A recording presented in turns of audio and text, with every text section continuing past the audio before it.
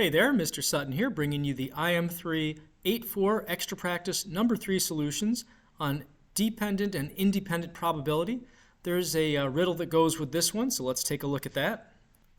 So here's the puzzle that goes with this extra practice. We're trying to solve the riddle, which Italian insects often fall in love? The idea here is we have a bunch of problems to do. Once we find the answer, we just cross off the letter that has that answer down in this list of letters and answers here. That's for numbers 1 through 8. There's actually a separate set of letters and answers for problems 9 through 13. So we'll switch as we switch problems. Let's go ahead and figure out everything we can about these Italian insects. For problems 1 through 3, we're dealing with this spinner, which has spots numbered 1 through 9 and also this black space here. So first question, each time we spin it, how many equally likely outcomes are there? Well, you can count. There are 10. So the number 10 down here corresponds with this letter E, so let's cross that off. Next up, we have problem number 2, part A. We want the probability, if we spin the spinner once, that we get an even number. So there's 10 spaces overall. Even numbers, we have 1, 2, 3, 4 of those. There's no 10 on here. That's a blank space, so that doesn't count. So we instead have 4 out of 10, which we can reduce to 2 out of 5. And we're expected to reduce based off the answer choices down here. So that's what we'll do every time. 2/5 corresponds with R, so cross that off. For part B, we want the probability of an odd number. Now, we've got 1, 2, 3, 4, 5 of these, so 5 out of 10, which we can reduce to 1/2. And that's going to be right over here in the beginning, so I's getting crossed off. For part C, we want the probability of getting the black space. There's just one of those out of 10, so 1/10. Nothing to reduce there, so that gives us D, which we will cross off. For number 3, part A, if we spin the spinner 100 times, about how many times would we expect it to stop on an even number? So to do this, you're going to just take your theoretical probability for an even number, which remember there was 4 of those on here, and that reduced to 2/5. So we'll take 2/5, multiply that by 100. 100 divided by 5 is going to be 20, times 2 is 40. So we're expecting 40 even numbers. And then for part B, we want how many times we would expect an odd number out of 50. So half the numbers on here are odd. Half of 100 is just going to be 50. So 50 is going to be an L. Cross that off. For number 4, if you roll a regular 6-faced die 1,200 times, about how many times would you expect to get a 4? If it's a regular 6-faced die, the probability of getting a 4 in general is 1 out of 6. So if we multiply that with 1,200 trials, 1,200 divided by 6 is going to give us 200. So we're expecting 200 of those 4s, and that's going to be choice K. For number 5, if a raindrop falls on this set of tiles here, how many equally likely outcomes are there in terms of which type of tile it falls on? So counting them up, we've got 5 columns, 5 rows. 5 times 5 is going to be 25 tiles, so that's going to be S. For number 6, part A, we want the probability that a raindrop is going to hit a black tile. Overall, there's 25, so that'll be our denominator. How many black tiles are there? 1, 2, 3, 4, 5, 6, 7, 8, 9 of those. So 9 out of 25, which is O. Cross that off. And for part B, we want probability of falling on a white tile. Well, if there were 9 black tiles and there's 25 total, 25 minus 9 gives us 16 white tiles. So 16 over 25, which it looks like is going to be choice A. And then problem C on this was kind of a trick question. They want the probability of falling on a green tile. Now, assuming that this wasn't just a bad copy, there are no green tiles here. They're only black and white. So there is a 0 probability that you will be able to hit something that's not even an option. And 0 corresponds with E, so cross that off. For number 7, we're playing the same game with the tiles that we were playing with some of the other things in earlier problems. If 100 raindrops fall on the tiles, how many will fall on a black tile? Probably. Remember, that was a 9 out of 25 chance because there was 9 black tiles out of 25. So 9 out of 25 times 100, let's see what that comes out to. 100 divided by 25 is 4. 4 times 9 gives us 36 black tiles, which goes with S, so cross that off. Now we want to know how many out of 100 raindrops we expect to fall on the white tiles. Remember, that had a probability of 16 out of 25, so 16 25ths times 100. 100 divided by 25 is still 4, times 16 gives us 64 white tiles, so T is getting crossed off. For number 8, we have Jack rolling a regular 6-face die 3 times and getting a 2 each time.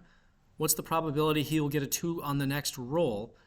So if this is a true, regular, fair 6-face die, then his probability of getting a 2 should be the same on every roll, which is to say 1 out of 6. And then 1 out of 6 goes with letter N right here. Cross that off. For number 9, we have a bag with 12 green cubes, 5 blue, and 3 yellow. We want the probability, if we choose one cube at random, that it's going to be, for part A, green. So for all of these, I need to know how many cubes I have total. So 12 plus 5 plus 3, that all comes out to 20. And then probability of green, since there's 12 green, we have 12 over 20, which I can reduce by 4s to get 3/5. And then 3/5 is V, so let me cross that off. And you'll notice that I have a new set of letters here. So for 9 through the rest of these questions here, we're using this different set of answers. For 9B, I want the probability that I'll get a blue. So we have 5 blues out of 20 total, which reduces to 1/4. And 1/4 is over here, so E is gone. For 9C, probability of yellow, that's going to be 3 yellows over 20 total. Can't reduce that. 3 over 20 is B, so cross that off. For part D, we want the probability of not blue. Well, if there's 5 blue cubes out of 20 total, 20 minus 5 gives us 15 that are not blue. So 15 out of 20 is going to give us 3/4 if I reduce that. And 3/4 is going to be, let's see here, right there, H. Bye-bye. For number 10, we're making use of this spinner that has different dollar amounts on it. We spin it 600 times. We want to know how many times we expect to stop on a $1 bill. Okay, so total we have, let's see here, 6, 7, 8, 9, 10, 11, 12. So we're going to have some fraction over 12. And how many ones are on there? We got 1, 2, 3, 4, 5, 6. I don't think I counted this one already, so 6. So this is our theoretical probability of getting a single $1 bill, which reduces to 1/2. Now if we multiply this all by 600, so 1/2 times 600 essentially is going to be 300. So 300 is N, cross that off. For 10B, probability of getting a $5 bill out of how many out of 600 times. So for the probability of 5, we again have 12 for the denominator, and there are 1, 2, 3, 4 of the 5s on there. So 4/12 times 600. Now this is like saying 1/3 times 600. A third of 600 is 200, and 200 goes with G, so cross off the G. For the $10 bill on this one, there are 1, 2 of those 10s, so 2 over 12. That's 1 over 6. 1 over 6 times 600 is going to be just 100. So 100 is T, cross it off.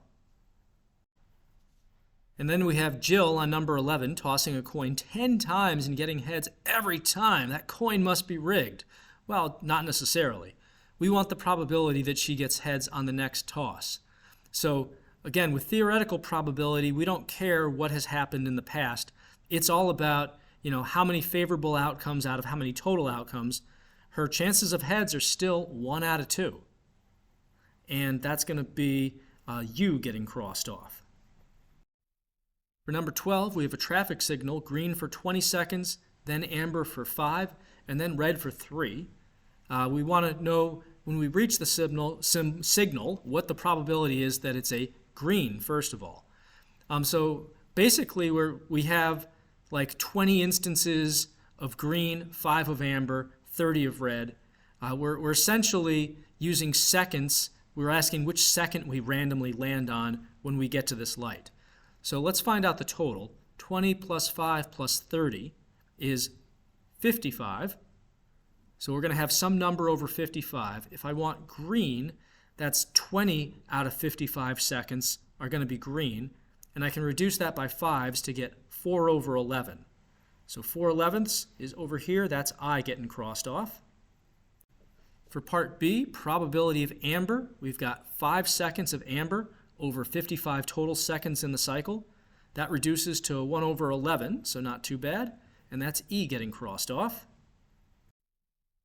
For number 13, we have a survey conducted on 200 people getting their different blood types of the 8 different types there. Based on this, we want to figure out the probability that a person we randomly choose out of this study has type O positive blood. So there's 200 people total, so our fractions will be out of 200. The O positives were 76, so we have a probability of 76 out of 200, but we have to reduce that. I think these are reducible by 4. This would be 19 over 50. 19 over 50 is S, so cross that off. Next up, we want the probability of type A negative. That's going to be 12 out of 200, also reducible by 4, so 3 out of 50. And that's going to be S getting crossed off there. For part C, we're actually looking for type B negative, so that's going to be 4 out of 200, also reducible by 4, so that's going to be 1 out of 50, which is going to be O getting crossed off. And then finally, for the final problem, type AB positive or AB negative. So again, out of 200, we have 6 positives, 2 negatives, so that's a grand total 6 plus 2 of 8 who are just any kind of type AB. Reducible by 8s actually, that's going to be 1 out of 25. And that's P getting crossed off. So we've crossed off everything we can. Time to solve the riddle. Which Italian insects often fall in love? So we have an R, an O, M, A, N, T, I, C, K, and S. Romantics, or Roman ticks, because Rome, Italy, you know. All right. Well, parting is such sweet sorrow. Till next time, Mr. Sutton signing off.